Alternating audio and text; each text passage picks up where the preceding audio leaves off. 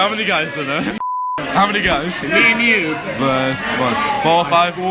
Literally 4 guys, bro. Jeffrey gets angry and starts fights, especially when he goes out drinking. It makes him feel so powerful to get loud and aggressive. Adonis doesn't fight unless he has to. He understands street fights are unpredictable, and he knows that fighting is high risk with minimal reward. And yet, Adonis trains. He prepares himself for the day that he doesn't have a choice other than to protect himself and his tribe. All of the advice online, on Reddit, on YouTube is absolutely trash. Men come fearing for their safety, and the advice you're given is, run away, run away, make sure you run away, check the laws in your country. Bullshit, bro. We're gonna go into detail in this video, and I'm gonna literally tell you like what hit to throw at the guy when you have to. My name is Hamza. I help young men go through the Jeffrey to Adonis transformation through self-improvements. Scroll down right now, click on the subscribe and the post notification button.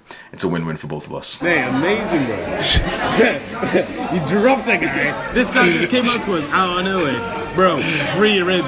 Ribs was on the menu. For me personally, most of the potential fights and arguments and aggressive situations have been in the nightclub environments, like the nighttime alcohol-involved environments. Because this is literally the prime environment. It's fueled by alcohol. There's usually hot girls there, so all the guys are like weirdly horny and like testosterone's probably going up. We're all competing. Like, obviously no one's thinking this, but we all somewhat are competing to be the alpha male who gets the bitches of the night. It's a very raw place to be. And so we're dancing in a circle. Me, 2 of my male friends and 3 of my female friends. We're all dancing in a circle. And out of nowhere, this drunk guy like stumbles in, like brushes into some people. Don't really think much of it. You know, he's a bit of a dickhead. So I think we say something like this. I say something out loud like, oh, what a dick. And he kind of like, you know, stumbles off. Like it's like 10 PM and he's at this point. So obviously he is a dumbass, right? Out of nowhere, this other guy comes up and he's like, that's my mate. That's my mate you're talking about. Within literally like a second, this is kicked off and it's gonna get like aggressive. Now my friend did something like a 10 out of 10 move right here. I'm not even gonna lie. My friend just literally walked behind this guy and just held his arms, like almost like he was almost pretending like, you know, he was like holding the guy, and he just kind of like slid his arm down and he just held both of his arms like this. And I saw the guy like but my friend had him held. Like, good man. Thank you, Kai. This guy's getting loud. He's got his arms behind him. He's like thrashing everywhere. Bouncer comes in, takes him out. Now, this was like an easy situation. This was like a low-level situation. Let's go one step higher. This is in a different club. I'm in the smoking area and I'm speaking to this cute girl. And, you know, it's going well. I'm flirting with her, everything. Some Asian guy comes to stand, like, to the side of us. This is the first time a brown skin... Okay, I've only ever had problems with white guys. It's just how it is. Like, white guys seem to, like, be more aggressive in these. Like, you know, the drunk lad who drinks pints and shit. Never once has like a black or a brown guy ever even had an argument with me. This was the only time I can remember. This brown guy just stands to the side of us, looking at me aggressively, and he goes, shut up. What? Shut up, bro. What are you on about, bro? He wants to speak to this girl, or he knows her, maybe he's dating her or something. I've just approached his girlfriend or something. Bro, you know what I do? I'm like, all right, I walk away. Now, you might think that, oh, that's not the alpha male thing to do, Hamza. But I actually would think that it is, because in your comfortable spot right now, you're sat on your crusty computer chair, you're nice and safe. It's nice to think like, oh, Hamza, you should have hit him, Hamza. It's nice to be a little spurg like that. But when you're in that moment, and people die in these moments, I'd say I did the alpha male thing of just saying like, yeah, whatever. Bro, the girl's cute, but she's not even worth the anxiety and the discomfort of having even an argument with the guy. Never mind actually hitting each other. Never mind actually getting dropped by his friends. So I turn around and I walk away. Later on in the night, I walk back into the smoking area. I'm speaking to more bitches and everything, but then I see him and his group, like his group of like a lot of guys, like 7, 8 guys, all in the corner, and this guy's just staring at me. He's pissed for some reason, boys. Like, it wasn't even his girlfriend. Like, she wasn't around at this point. She's just disappeared or something. He's just staring at me, and his friends are like talking to him, and they're like pointing at me and everything. I'm getting worried, so I'm like patting my friends, like, you know, my friend's speaking to a bitch or something, so I like pat him. I'm like, bro, like, it's me, 2 or 3. No, actually, I had a fair amount of friends on this night as well, actually. So it's a couple of my friends, couple of his friends, and now it starts getting heated. His friends are coming up and they're like, you know, putting their arm around me, like, bro, what did you do? Why is he so pissed off at you? Like, you do realize we're gonna have to like do shit. And like, they were all Asian guys as well. We're all like almost like, a couple of his friends were being real nice and were like, we don't want to start shit or anything, what's going on? And I said, bro, like, I'm never gonna start a fight against an Asian guy. They seem to respect this because I'm being polite to them. I'm literally like putting my arm around them and saying like, bro, like, I might have spoke to his girlfriend or something, and they're saying, oh, I think they might have said like, oh no, it's not his girlfriend, or it might have been, but she wasn't around or anything. It's getting heated. My friends are speaking to him. You know, everyone's kind of doing this buddying up thing where like no one really wants to fight, but everyone is on edge, and you can see like guys literally like cracking their knuckles and shit. We're getting ready, and to be honest, it just kind of diffuses. It's kind of anticlimactic, but it just kind of diffuses. His friends kind of say like, just kind of like, don't look towards him. My friends say to him like, oh bro, come on, like, let's go get you a drink or some bullshit. this. And his friends kind of go with him, my friends go with me, no problem. That was like a medium situation. That could have turned into like a full blown brawl. Potentially it didn't because of social skills, which we will get into soon, but that was like a medium level thing. Let's go one step higher. So it's the end of the night. Again, club, alcohol related. It's probably 3 a.m. Me and my one friend, are leaving the club. We've just finished the night and we're gonna go get some chicken wings. So we cross this big intersection. So it's like a big ass road, right? And we're on one side of it, we're going across. And on the way other side, like solid 20, 30 meters away, like some good distance away, there's like a group of people. And obviously, like, you know, it's 3 a.m. you expect people to be like loud and drunk and everything, but there was like, you can tell the difference between like a drunk loud bitch compared to like a drunk aggressive guy. And we could hear that type of guy. Like, this guy's like, okay, we look to the side, this guy's shirtless. So it's white guy, somewhat short, he's shirtless, and he's just yelling and he's shouting at people and shit. So me and my friend are lit. We probably shouldn't have done this, but we kind of like shout over. We didn't say anything offensive, but we just kind of like encouraged it. We're like, yeah, hit them, bro. Like, we were just shouting them bullshit. So I don't even remember what we said, but I don't remember particularly saying something offensive to him. But of course, this guy's drunk as he's shirtless, and he looks over to the side and he starts swearing at us, and he starts walking towards us like aggressively, like he's pumping his Conor McGregor type of shit. He's walking towards us. Like, what the f***'s gonna happen, bro? So he crosses from the way other side. Like, this road is massive, by the way. From the way other side of this road, he crosses all the way towards us. Like, it almost felt like kind of slow motion at this point, where it felt like I was getting 100 thoughts in my mind, like, what the f***'s gonna happen? Like, what should I say? We're almost like, I almost felt like me and my friend were kind of like pussing out a little bit, where we, as he was coming closer, we kind of like shouted nicer things, like, oh yeah, like nice biceps, bro, or some bullshit. So he's walking towards us aggressively. His friends are on the other side. They haven't like really crossed over. They're just kind of like looking at to see what's happening. And I didn't even know what to think about it. When he gets close, to be honest, you know what? When he gets close, I didn't think. I had no thoughts, but I remember one specific thing that I did, which I said before, but one specific thing I did was this. I clicked my knuckles. He gets close. Without saying it, a single word, with aggression, he comes and pushes my friend. Pushing my friend with force. I didn't think about it. He's on the floor. Not my friend, but this drunk ass white guy. He's on the floor. Within a split second, I had hooked this guy with force, bro. I still remember the way that he spun. Like, he spun kind of like inside of himself, like a Beyblade. Do you know what a Beyblade is, bro? Like, let it rip. Beyblade, let it rip. He spun like that, like this fool. Crossed over this road. I made him spin like a Beyblade. He falls down, like crashes down. He's like spurging out on the floor. His friends are running up, getting like proper aggressive and everything. And I specifically remember that one of his friends was massive, but he was like running towards me a bit, but he was like, you know, what the fuck's going on? Why did you hit him? And I literally just said, yo, like, he crossed the entire road. He came up and pushed my friend. Like, you know, I'm saying this again, social skills. This big ass guy, bro, and he's just kind of like, he kind of agrees with me. He just stops running towards me, goes towards his friend, like picks him up, and me and my friend go and get chicken wings. Yo, what did he do when he came up? He's like pushing, yeah. Bro, he pushed me once. Like, So what did I do?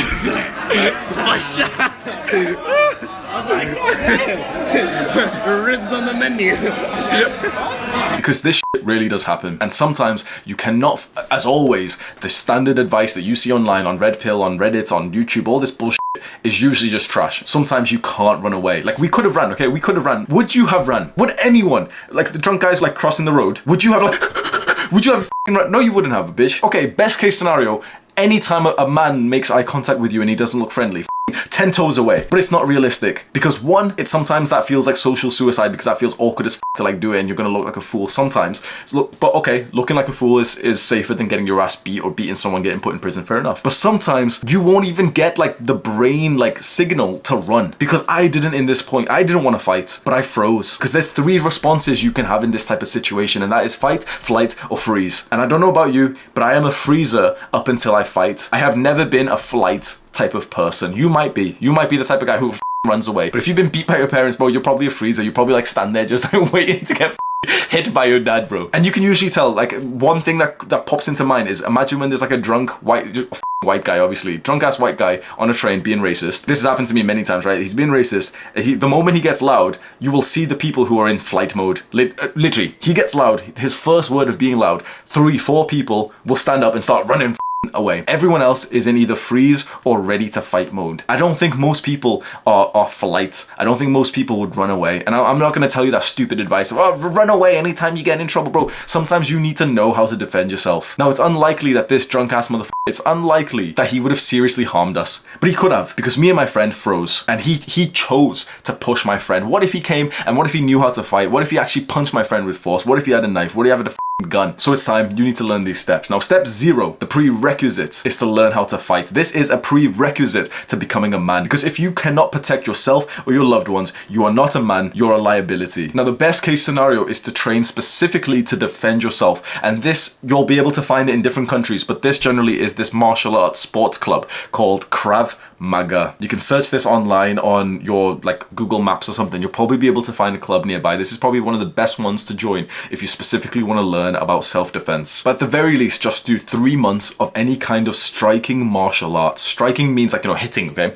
And martial arts would be like boxing, kickboxing, Muay Thai. Do 3 months of any kind of striking, and if you want to be very, very well-rounded, couple that striking with any kind of grappling and groundwork, wrestling and Brazilian Jiu-Jitsu. You'll be protected all round if you do this. Most people say just learn BJJ. Like BJJ, Brazilian Jiu-Jitsu, has got like this cucky kind of, what would you say, circle jerk because of like Joe Rogan and everything, and all the guys like BJJ, like it's overrated in this sense in my opinion. People say, okay, just train BJJ. A lot of the stuff that you learn in there, you will not be able to use in a street fight. Bro, get him into the perfect armbar. You're about to snap his arm off. Congratulations, bro. You know what's gonna happen? His friend's gonna stomp on your face. He's gonna bite your dick off or something. Something like BJJ is only good in a street fight to literally just make sure you don't get put onto the ground. But the moment you're on the ground, you're trying to do some f***y shit like playing chess with this guy's body, bro. His friend's gonna come and stab you in the back. So this is the prerequisite. Step 0, learn some martial arts. Learn at least some kind of striking, some kind of grappling. And so here is the autistic way to implement this advice, because I used to see this advice and people on Red Pill would say, okay, learn martial arts, and I'd be like, yeah, that sounds awesome. And then I would not do it. And so you need like this very specific, like almost childish advice of exactly how do you start one. Go on to Google Maps, search for the type of martial arts that seems interesting to you. Brazilian Jiu-Jitsu, kickboxing, boxing, Muay Thai, whatever. Just search for that. And on Google Maps, you'll be able to see the clubs that are nearby. Click on their website, and almost all of them will have a free first day. And even if they don't, it'll be what? $10, $15, whatever. Just take some cash with you. You can see their timetable on their website, maybe their Facebook page, and just go to the first nearest class that you can attend. Don't overthink it. Don't think, okay, you've got to message them. Don't think, okay, wait, how do I know if it's going to be good? Specifically, you need to go to their first free day, and then you'll be able to tell from that point. Because you could find the best club in the world and it's really, really affordable, but if you don't go to the first day, you're never going to join. Or you could go to the first day and everyone is a total asshole to you, and then you don't want to go. But there's another club down the road that then you go to their first day, everyone's really nice, and you feel like you're leveling up anyway. You need to go to that first free day, usually free, sometimes take $10, $15 with you, as soon as possible. Now, step 1 is anxiety and mindfulness, because you've been reminded about this concept of danger, that other people could harm you in this video. So I'm willing to bet that in the past 5 minutes, you've probably sweat more than normal. That since watching this video, your heartbeat's probably going a little bit faster. You've got this like weird sense of like, how do you say that word? Adrenaline, excitement. And you think that that's going to help you in these fights. And you're probably like, you've probably got this mindset right now, like, oh, I could smash a workout. That feeling that you've got is anxiety, and you think it's productive. It's actually going to be the reason why you get dropped. Because think about the master fighter. Does he have anxiety? Does he have excitement? No, he's calm. He's stoic. He regulates his mind and his body. You think that you'd hit a fantastic workout with this rage. The people who hurt you, and you think about them and you get angry, and you think you're going to hit a fantastic workout because of that. No, it's mindfulness, flow, concentration, being focused. That's going to help you to give you the best workout or even save your life in a fight. And you want to know how I know this? Because I used to fuel my workouts with the thought of crushing the skull of the racist who tried to stab me. Like, that was my go-to thought, and I didn't have good workouts. I was very distracted for them. I never hit PRs in those sessions. You will get fatigued from thoughts, and these type of thoughts don't energize you. They don't make you feel good. They don't give you confidence or strength or anything. These type of thoughts, mentally and physically, literally physically, like the real science is there. These type of thoughts will physically fatigue you. Then compare that to the times where you're so focused on your workout, so mindful, so concentrated that you don't even change the song once on Spotify. You don't even touch your phone. You're hitting PR after PR. So in terms of preparing for fights or danger or being threatened, step 1 is longer-term consistent meditation. This will help you always, and no matter what you want to do, literally pick anything that you want to do which is completely random, and I'll find a way to explain how meditation will help you with it. It's insane that people don't meditate, but here's your chance. Meditate every single day for the rest of your life. There and then, in that moment, in that situation where about to go down and some guy's swearing at you, some guy's being racist, regulate your mind and your body. I'm not going to make this a weird bullshit guide where I'm going to tell you like the 10 steps to do and watch out for his shoulder and shut your f***ing mouth. One hopefully simple thing that you can remember: breathe. That's it. Just at that point when shit is kicking off, if you just remind yourself to just breathe, a nice big deep breath into the stomach, like into your balls, as Elliot Holtz used to say. Breathe into your balls at that point, because when it's really kicking off, you're taking shallow breaths. That's gonna not only make you like weaker and more fatigued, but you're gonna look weaker. You're gonna get that closed body language. Start cowering over. That's gonna make you look like less of a threat, less able to defend yourself. When it's kicking off, big breath from your nose into your stomach, open up your body. I know that seems like weirdly simple advice, but it could potentially save your life because it's gonna bring you back into regulating your mind and your body. Then step 2 is body language and situational awareness. If you aren't even observing his body language and the situation around you, what's gonna happen? You're gonna wake up being like, oh, well, what happened? You didn't even realize that his friend just hit you from the side. You have to keep your eyes open and you have to stay aware of the entire situation, not just a tunnel vision on the guy in front of you. You can generally, if you ever have the curiosity to watch street fights, you can see that like guys who watch football do this where they'll stare at each other, or they'll like get so close that they could almost kiss each other. Like this is the other guy's forehead, and they like do this like they're fucking rams. This tunnel vision is going to get you hit from the side by his friend. So again, I'm not going to overload you with information. That I did some research before this, and everyone said, okay, well, if his shoulder drops by this, and if he does this with his hand, no, it's stupid. It's too much. You're not, like anyone who's been in a real fight, like you're not going to remember this weird shit that I tell you right now. Okay, his shoulder's going to drop, and if he looks in a 13-degree angle, you're not going to remember. So I'm just going to tell you one main rule, and I think this is the one that you can remember, which is never let anyone get to the side or behind you. You quickly observe the entire situation, see like who seems to be on his side. Just make sure no one is behind you or to the side of you. Now, step 3 is to avoid. And this is the reason why the first 2 stories that I told you didn't exactly get violence. You can avoid a lot of these aggressive, violent fight situations through social skills. Because let's put you into this scenario right now. You're in the middle of a club, alcohol involved. Alcohol's always fucking involved in fights, right? And someone starts chatting shit. Yo, and so you're in the middle of the club, you're enjoying yourself, someone gets aggressive onto you. All the Redditors will tell you to run away. This guy says F you to you, and you're like, you run out of the club, okay? You're not gonna do that, especially because in the situations where fights are happening, it's usually like a packed place where you can't literally run. Like you'd have to like fully like, excuse me. You're not gonna do that. You wouldn't need to, because let's say this big ass meathead says, yo, you just bumped into me. What do? This is exactly what you do. You hold your hands up, it's like, yo, I'm sorry. He'll swear even more. He'll even say something that like triggers your insecurity. You've got gyno. I watch your YouTube channel, Hamza. You've got gyno. I see you talking about it. Whatever he says, you almost take it as like nonchalance. Like his words don't mean anything. Keep your hands up. You say, I'm sorry. And you start walking away. You do not turn to the side or to the back. This is the time when if you like say, oh, you know, you get scared and you start walking away, you're gonna get fucking socked in the back of your head. That's happened to me twice in the same night as well by the same fucking people. There's no rules in a street fight. There's no like, oh, you know, you can't hit him from the back, lad. Like they'll take the advantage that they can get. And if you're looking at them, like I know it seems a bit socially weird to kind of stick your hands up like this and maybe step away from them whilst looking at them. Completely fine, because if that saves you from turning around and one of them just coming up and hooking you in the jaw, it's worth it. And the reason specifically whilst we're holding our hands up like this is because the observation of other people. Now imagine there's CCTV cameras in the club, right? Think about what they're gonna see. Usually these cameras are in like 140p black and white, right? All they're gonna see is like you do this and this guy's coming at you like this. Who's gonna look like the perpetrator, the aggressor? The people around you who potentially could jump in and help either one of you. Who are they more likely to help? The guy who looks angry or the guy who's like doing this? And also this is a very safe, like if your hands are literally up like this, you're like this, right? This is a very safe position for you to be in. You can catch attacks like this, you can block your face, you can even throw much faster than if you've got your hands. Like I see some stupid ass video clips. I used to have an obsession with watching street fight videos, and some of them it's like the guy would like want to show that, you know, he was confident and stuff, and so he'd walk to this guy like with his hands like up here with his chin stuck out, and so of course the other guy would lightly hook him. The guy falls. Oh, I see. You see some fights with like the guys originally he's got his hands in his pocket like a dumbass. No, we want to shortcut every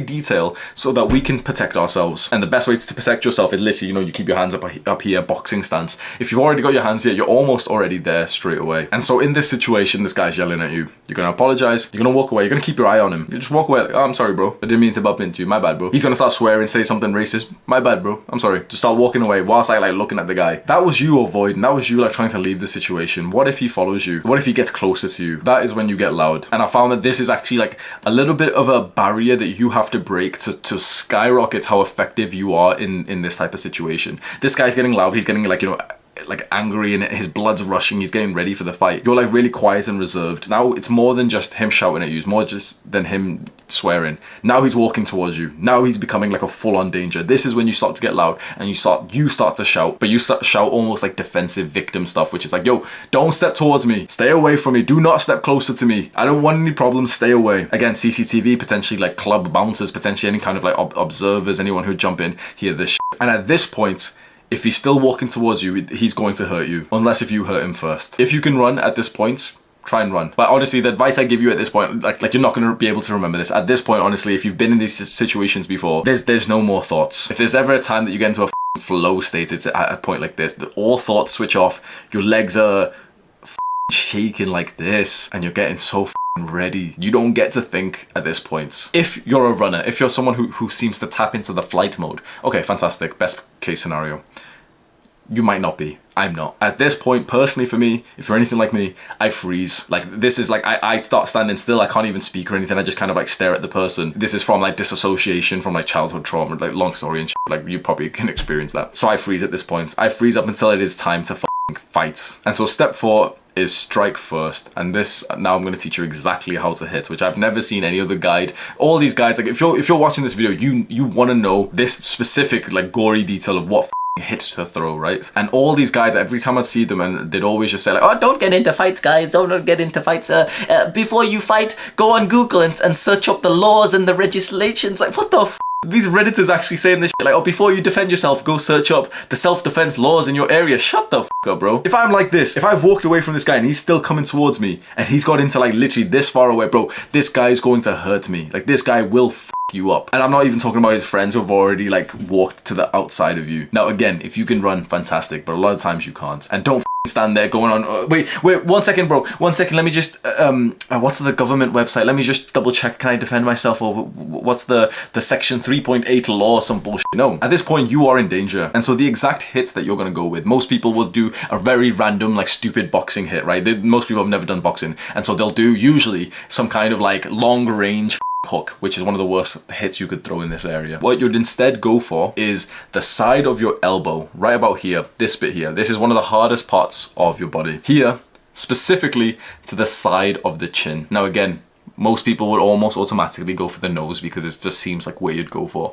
The side of the chin will make that guy spin like a Beyblade, like I said before. The side of the chin is how you get knocked out. In boxing, one of the most fundamental things is to keep your chin down. If you fight like this, you're gonna get twatted. You keep your chin down like this. Most guys won't do this in a street fight. You keep your chin down like this, it protects it. If someone gets into the distance that you could elbow them, which you've got to think is like, it's not, there's no distance, right? If like I couldn't even elbow the camera right now, you get what I mean? So if I could elbow someone who's coming towards me aggressively, like they deserve to be elbowed. Now, of course, the disclaimer of like, oh, but check with the police first. Like, no, I don't care, bro. If someone is this close, where they're this far away from you, after you walking away from them, they're legally following you at this point. I don't care about the laws. At this point, it's my survival instinct to neutralize this threat. Exactly what you're gonna do once it comes to this point. I hope it doesn't come, but if it fully does, that someone is this close to you, they're about to hit you, bro. Usually when someone's walking up to you aggressively, there's usually a bit of a gap. Like they won't walk up and as soon as they've got range, like this much range, they won't throw it like this.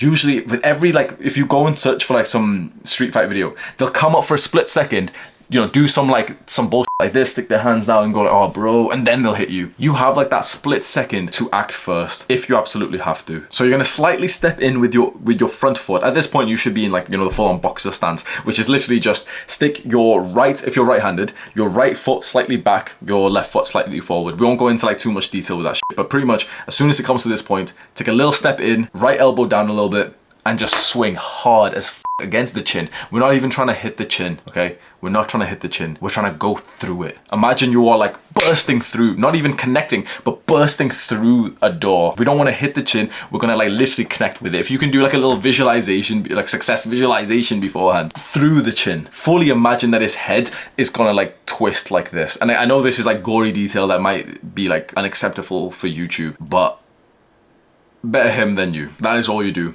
The one hit to his chin, that will fully drop the guy. Even if you're not very weak, even if the guy's way bigger than you, to the side of the chin will fully drop the person to the floor. It always will. After this, step 5, one of the most important steps, escape. Now you've got to play the game of escaping his friends, him, when he probably will stand back up depending on how good your strike was, the police, the bouncers, anyone who's trying to fight you. Because at this point, his friends will chase you. He will call someone who will come with a knife or a gun to come and get you. So hit first, hit hard, then escape. This is when you, like, I found that you can almost tap into that running mode again. You can tap into the flight mode. Usually, at least for me, the few times I've been into this situation, I fully freeze, then I go into fight mode. And after the fight mode, after I've hit the guy hard once, I only ever hit people once. After that point, bro, sprint all the way. That's your cardio. That's your high intensity interval training back home. Go get some chicken wings. Ribs on the menu. Do not stay around to be the victor. Do not shout and start celebrating, because I see this so many times bro, I went to the club many times in my student days. There would be a fight like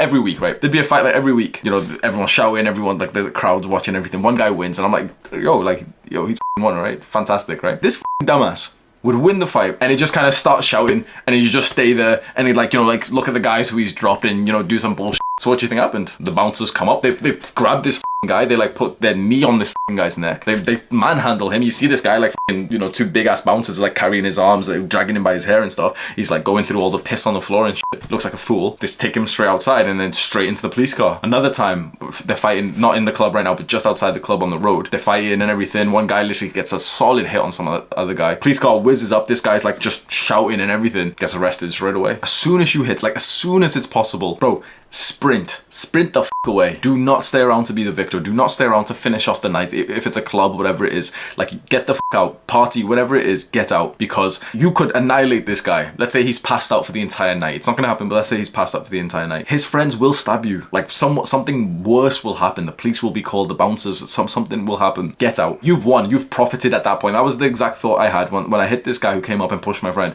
It was straight away, I got the thought, okay, we've profited. Like, we've already won. Let's get the f out of you. Like, I don't need to stay and fight his friends now. Like, I've already won. If I leave right now, it's like I've left with like profit. Like, there was a good return on investment for this. But if I stay, like, what is this to stay for? Potentially me get hit too. I don't want that. As soon as you connect with that hit, you get the f out of the situation. Now, of course, I'm going to give the disclaimer. I wanted to do this at last because I don't want to waste your time with this f***ing disclaimer. I'm not encouraging people to fight. Don't fight, bro. It's f***ing stupid. But this isn't about fighting, even though I've titled it like that. This is about protecting yourself. Like, you will never be the person who is the antagonizer. You will never be the person who's the guy who's shouting, who's loud, and who picks on someone. But it will happen to you. Like, multiple times through your life, it will happen that you'll have a time when there is a guy who's picking on you, who is aggressive on you. And if you don't know some of this knowledge, like, that's the shit that you overthink about for 10, 20, for the rest of your life. That's the shit that gives you anxiety for the rest of your life. I highly recommend, if you want to take the actionable step right now, you do that thing which I said in step 0. You go right now, search up the martial arts club and book in the first session. Like, you don't even need to book in. Generally, you can just go show up to the first session. I can't even explain to you